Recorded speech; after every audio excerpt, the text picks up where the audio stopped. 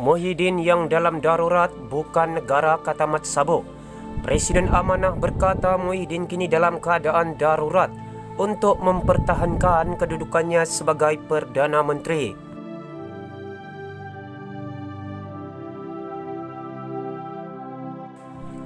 Ketika negara gempar dengan kemungkinan pelaksanaan darurat bagi menangani COVID-19, Presiden Amanah Muhammad Sabo menempelak Perdana Menteri Muhyiddin Yassin sebagai pihak yang sebenar-benarnya sedang darurat.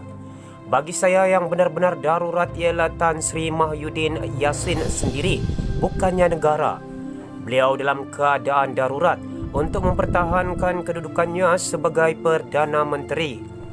Jika alasannya COVID-19, kita sudah ada undang-undang sedia ada yang boleh digunakan untuk membasmi wabak ini dengan berkesan tanpa perlu kepada pengikhtiaran darurat kepada negara, katanya dalam satu kenyataan. Terdahulu, Kabinet hari ini dilapor bersetuju pelaksanaan darurat bagi membendung penularan COVID-19. Seorang pemimpin kanan UMNO yang bercakap dengan Malaysia kini dengan syarat tidak mahu namanya disiarkan, percaya tindakan itu boleh memakan diri. Menurutnya, ini mungkin mendorong mereka yang bersikap natural menjauhi Kerajaan Perikatan Nasional dan menjadikan Muhyiddin kelihatan lemah. Tentunya, rakyat akan melihat ini sebagai menggantung demokrasi dan bukan menggantung parlimen. Ini menimbulkan lebih banyak kemarahan kepada Muhyiddin dan mereka yang berpihak kepadanya, tambahnya. Pemimpin UMNO itu juga mendakwa ramai menteri tidak tahu mengenai perkara itu sehinggalah pagi tadi. Ideanya untuk isytihar darurat dikemukakan oleh sekelompok kecil individu dan beberapa menteri menyatakan kebimbangan mengenai akibatnya, tambahnya. Sekiranya yang di-Pertuan Agong berkenaan dengan permintaan tersebut, Muhyiddin tidak perlu membentangkan belanjawan 2021 untuk undian ahli parlimen pada 17 November. Ini juga akan menggagalkan usaha untuk melakukan undi tidak percaya terhadapnya. Muhyiddin yang mengangkat sumpah sebagai Perdana Menteri selepas berlakunya peristiwa langkah Sheraton pada Februari lalu, kini berdepan risiko dijatuhkan sebagai Perdana Menteri.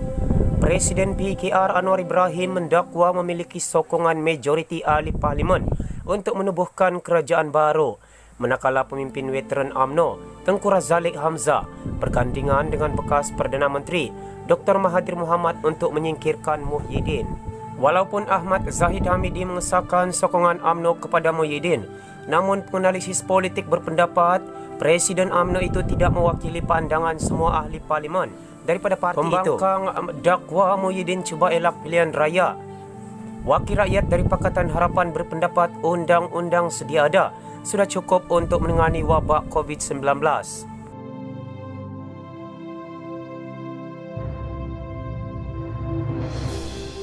Wakil rakyat Pakatan Harapan PN membantah pengisytiharan darurat di seluruh negara dengan menyifatkannya sebagai tidak perlu, memandangkan undang-undang sedia ada sudah cukup untuk menangani wabak COVID-19.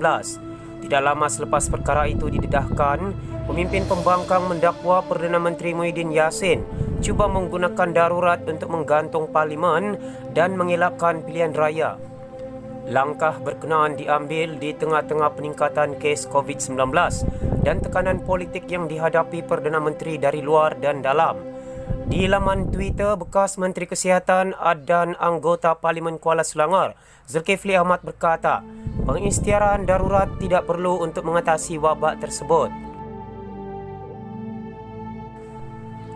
Sementara itu, ahli Parlimen Ipoh Barat DAP, M. Kulasegaran berkata, di negara-negara yang mencatatkan kes COVID-19 yang jauh lebih tinggi, tidak memerlukan mereka mengisytiharkan darurat. Anggota Parlimen Bakri DAP, Yeo Biyin pula berkata, penggunaan Akta Pencegahan dan Pengawalan Penyakit Berjangkit 1988, Akta 342 sudah cukup untuk mengawal wabak tersebut.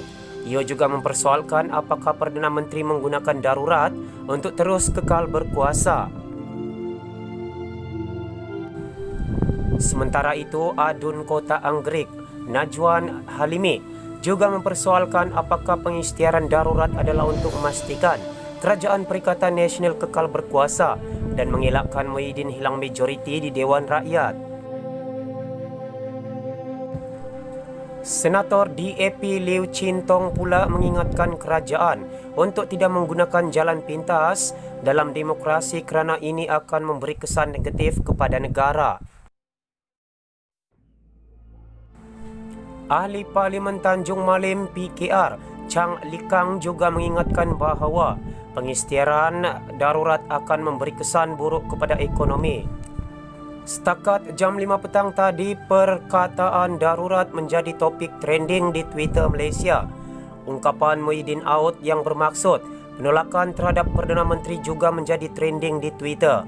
Sementara itu, Setiausaha Agung MCA Chong Sin Won berkata, terserah kepada Yang di-Pertuan Agong untuk mengisytiharkan darurat. Wabak COVID-19 semakin serius dan Ketua Negara YDP Agong akan memutuskan apakah akan mengisytiharkan darurat. Tulisnya dalam bahasa Mandarin di Facebook. Kita beralih ke perkongsian berita yang terakhir. Perdana Menteri tiba di Istana Abdul Aziz untuk menghadap Agong. Turut kelihatan memasuki istana di Kuantan. Pahang itu ialah kenderaan rasmi Panglima Angkatan Tentera PAT Jeneral Tan Sri Effendi Buang.